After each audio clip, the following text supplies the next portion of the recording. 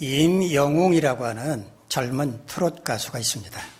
어느 종편 TV가 시행한 트롯 오디션 프로그램에서 우승함으로써 일약 스타가 된 인물인데, 그를 추종하는 팬들이 만든 영웅시대라고 하는 팬카페는 가입 회원 수가 20만 명이 넘습니다.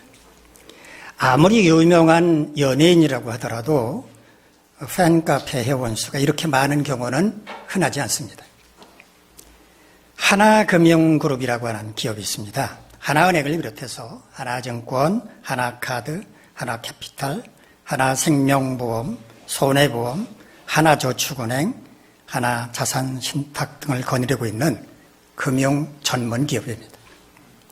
이 하나금융그룹이 지난 2월에 기업 홍보를 위한 광고 모델로 가수 임영웅 씨를 발탁을 해서 계약을 체결을 했고요. 이미 CF도 만들어서 방영을 하고 있는데, 이 CF 방영 조회수가, 영상 조회수가 한 달 만에 1000만 뷰, 1000만 회가 넘었다고 합니다. 그만큼 많은 사람들이 광고를 봤다는 얘기입니다.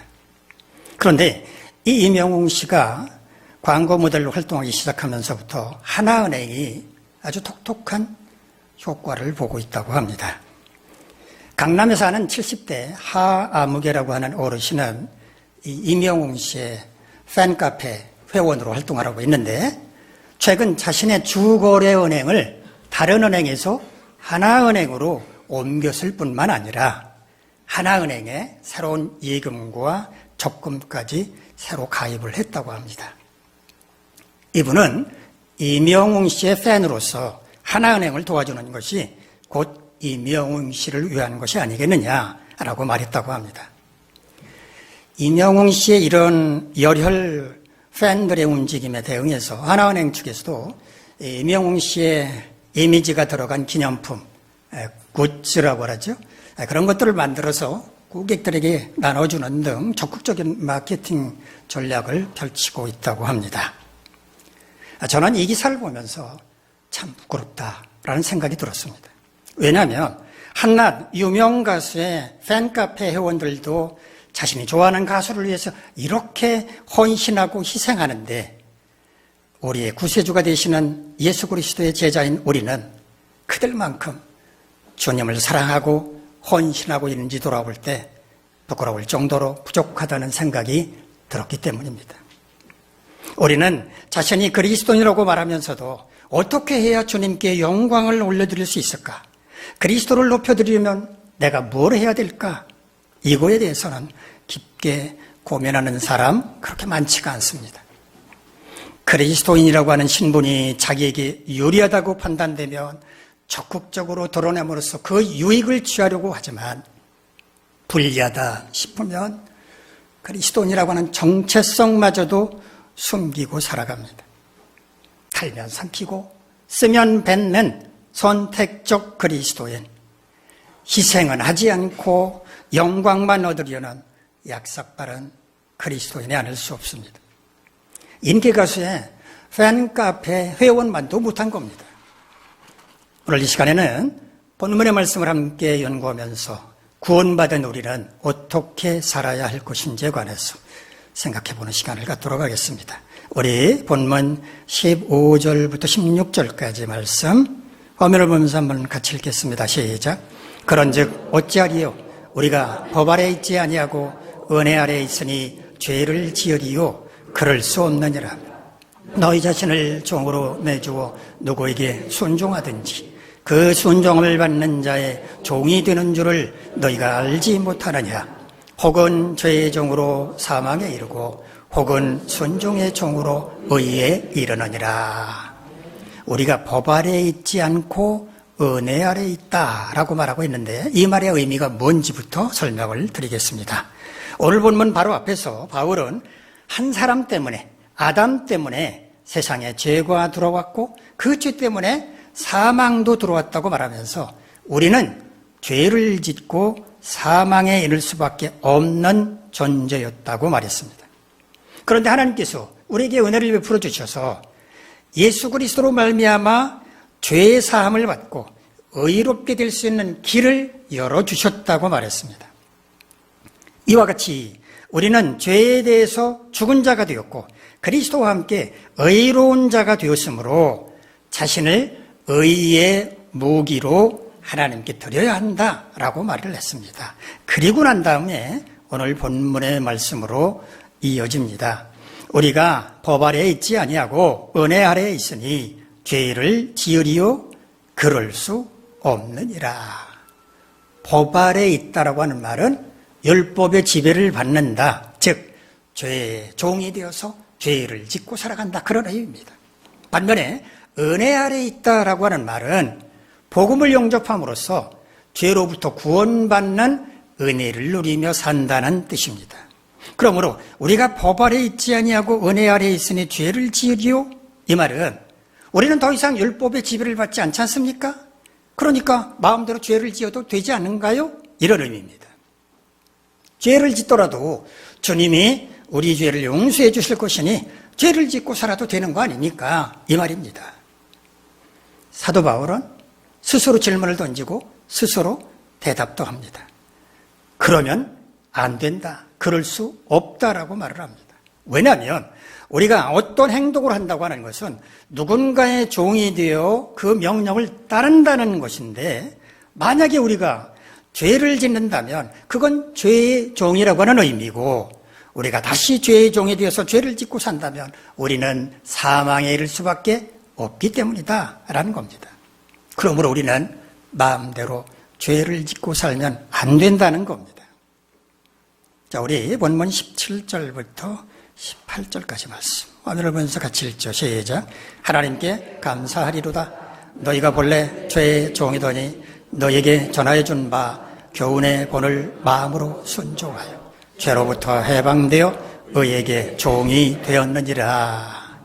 우리는 본래 죄의 종이 되어 죄를 짓고 살다가 사망에 이를 수밖에 없는 존재였다는 말입니다. 그런데 하나님의 은혜로 예수 그리스도를 영접하고 죄로부터 해방되어 의의 종이 되었다고 말합니다.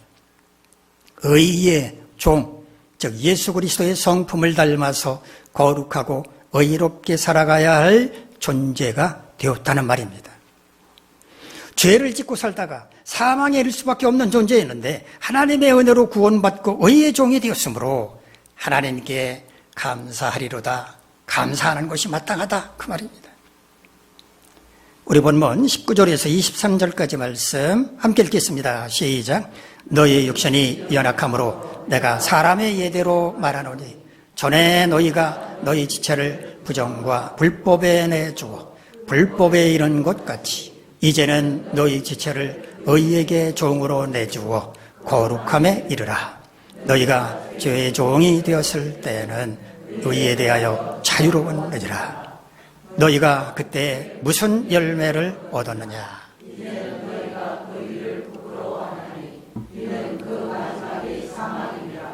그러나 이제는 너희가 죄로부터 해방되고 하나님께 종이 되어 거룩함에 이르는 열매를 맺었으니 그 마지막은 영생이라. 죄의 삭선 사망이요 하나님의 은사는 그리스도 예수 우리 주 안에 있는 영생이니라.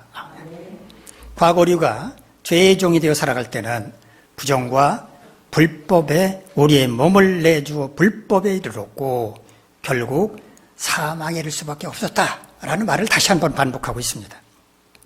부정이라고 우리말로 번역한 헬라어는요, 아카다르시아 이 말인데요.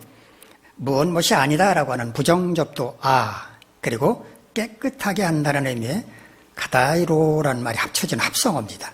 깨끗하지 못하다, 순수하지 못하다라는 뜻입니다. 불법이라고 번역한 헬라어는 아노미아라는 말인데 무법한 행동, 불법, 죄악이라는 뜻입니다. 우리가 죄의 종이 되어 살아갈 때는 온갖 더럽고 추하고 불의한 짓을 거리낌없이 행했다는 겁니다. 그러니 하나님의 심판을 받고 사망에 이를 수밖에 없었다는 말입니다.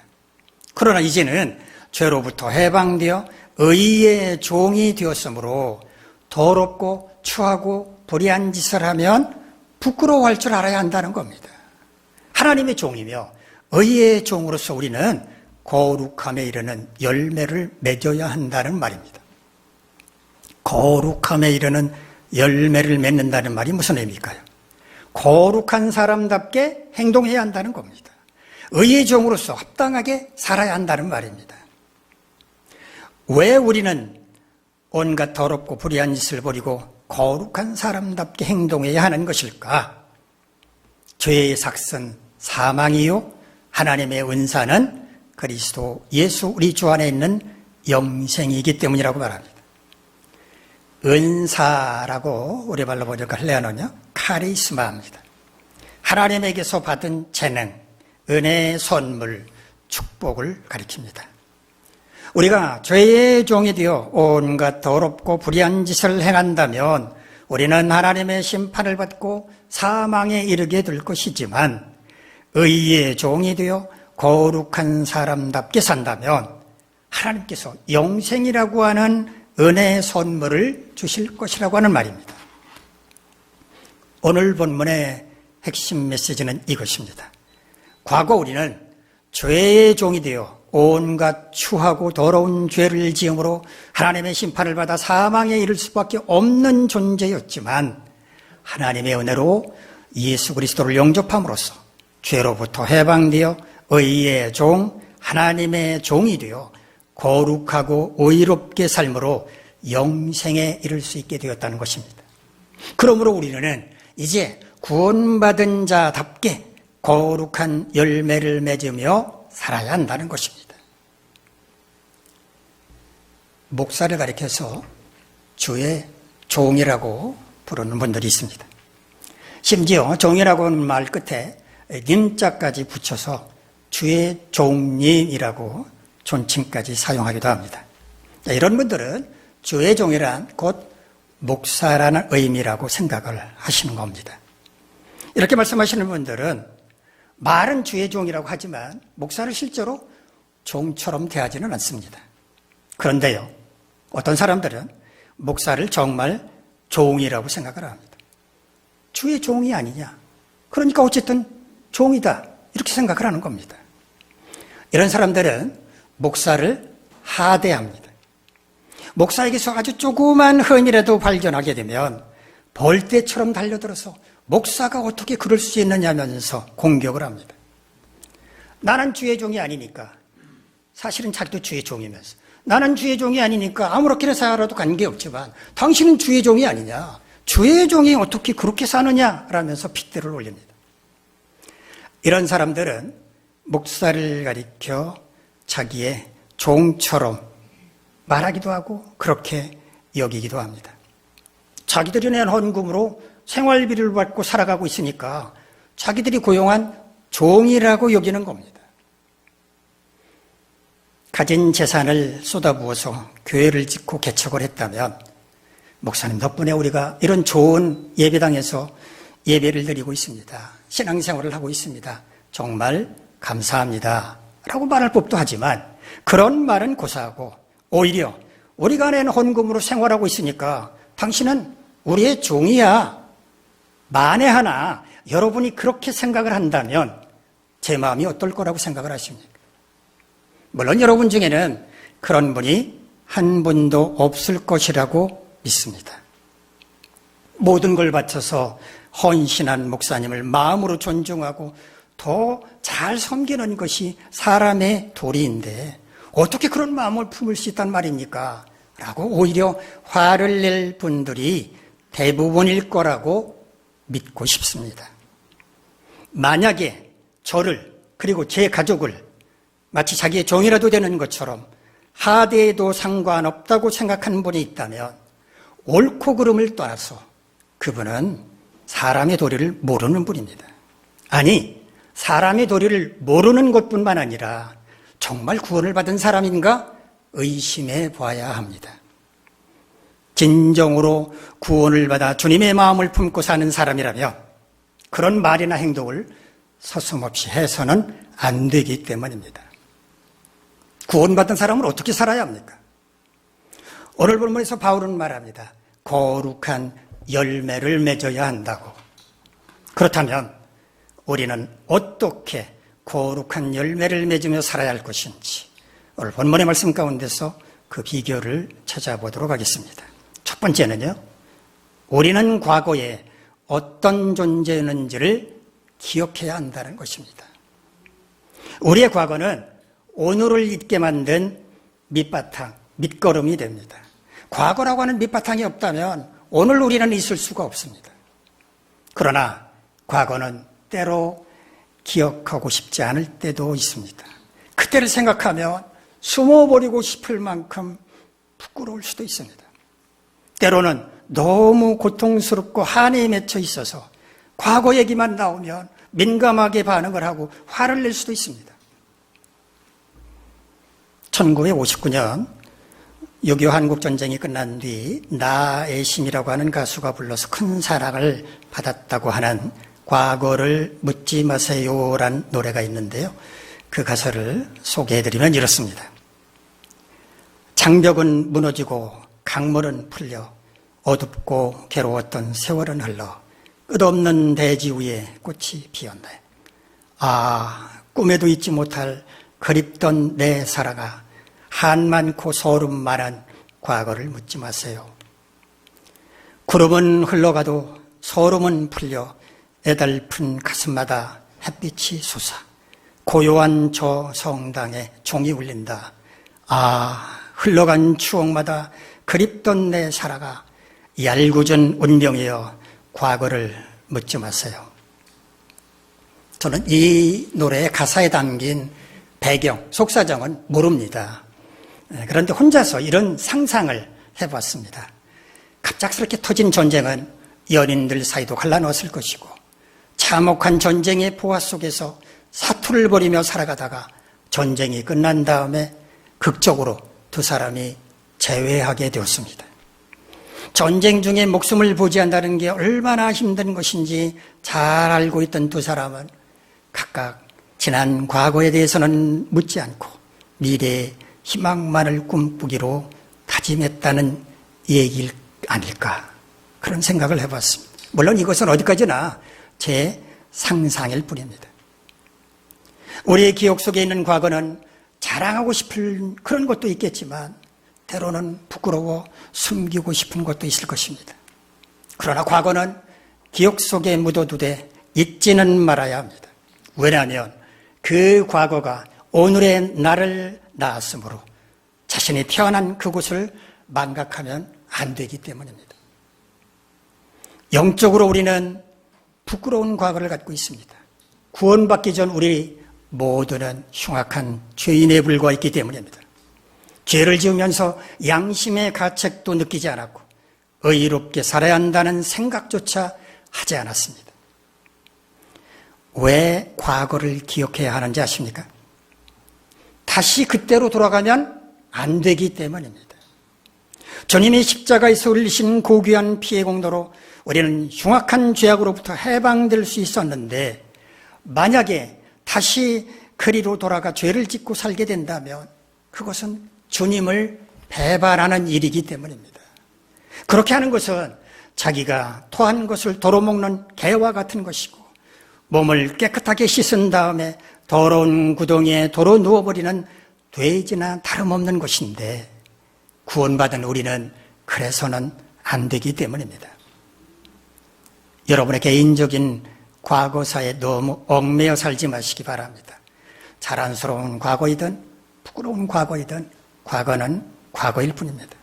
그러나 과거를 잊어서는 안 됩니다. 과거로부터 교훈을 얻고 또 힘을 얻어야 하기 때문입니다. 둘째, 우리는 지금 어떤 존재인지를 알아야 합니다. 우리가 흔히 철이 없다라는 말을 하는데 이때 말하는 철은 무슨 뜻입니까?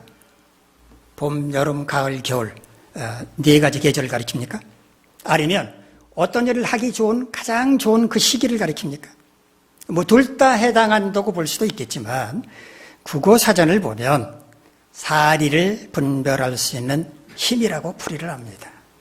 사리를 분별할 수 있는 힘. 그러면 사리는 뭡니까? 일의 이치, 논리, 원리, 법칙을 가리킵니다. 일의 이치나 원리를 잘 아는 사람은 철이 든 사람입니다. 나이가 들어도 철이 없는 사람이 있고 나이는 어리지만 철이 든 사람이 있습니다. 무엇이 이런 차이를 만들어내는 것일까요? 깨달음입니다. 사물의 이치를 깨달은 사람은 철이 들지만 깨달음을 얻지 못한 사람은 아무리 나이가 들어도 철이 없습니다. 그러니 맨날 사고나 치는 사고뭉치가 되는 것입니다. 예수 그리스도를 영접하고 구원을 받았다고 해서 다 같은 그리스도인이라고 생각하면 오산입니다. 구원받은 사람은 어떻게 살아야 하는지를 깨닫고 그에 합당하게 사는 그리스도인인가 하면 구원받기 전이나 구원받은 후나 똑같이 살아가는 그리스도인도 있기 때문입니다. 따라서 자신의 존재를 깨닫는 것은 정말 중요합니다.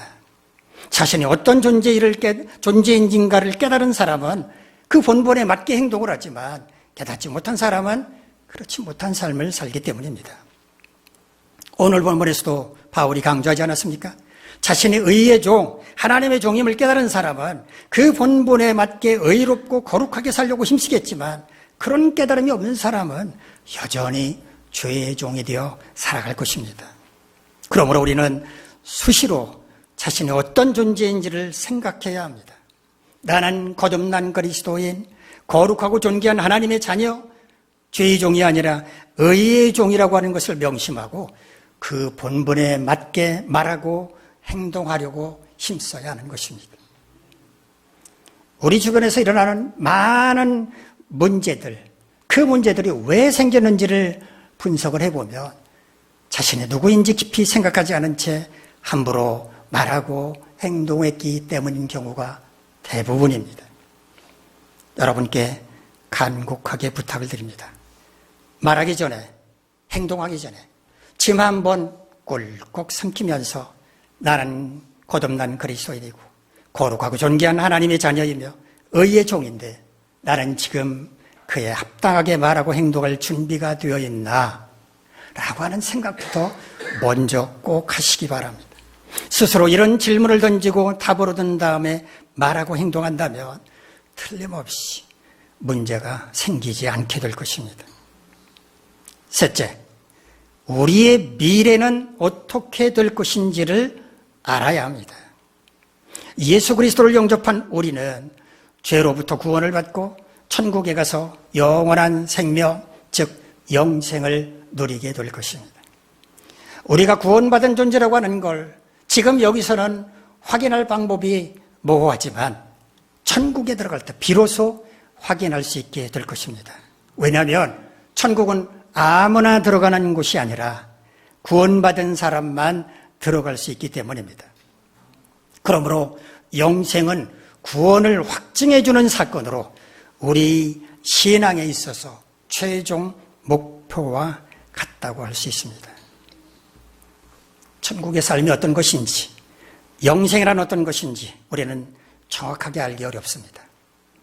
하나님께서 성경을 통해서 극히 일부분만 보여주셨기 때문에 그것을 통해서 그냥 유추해 볼 수 있을 따름입니다. 누가복음 16장을 보면 예수님께서 어떤 부자와 그 부잣집 대문에서 구걸하며 살아가던 거지 나사로 이야기를 통해서 천국과 지옥의 한 단면을 우리에게 보여주셨습니다. 호의호식하며 살아가던 부자는 자기 집 대문에서 구걸하며 살아가는 거지를 거들떠 보지도 않았는데 거지 나사로가 버려진 채로 있었다라고 하는 말을 통해서 그 부자가 거지에 대해서 얼마나 무관심했었는지를 알 수 있습니다. 두 사람이 죽어서 나사로는 아브라함의 품에 들어가고 부자는 음부에서 고통을 당하게 되었습니다. 우리 말로 음부라고 번역한 헬라어는요, 하데스라고 하는 말인데 역시 부정접두 아라고 하는 말과 안다라는 의미의 에이도라는 말이 합쳐진 말인데요. 알지 못한다, 모른다 이런 뜻입니다. 사람들이 죽으면 간다고 말하는 그곳, 그런데 알지 못하는 곳 어디겠습니까? 지옥을 가리킵니다.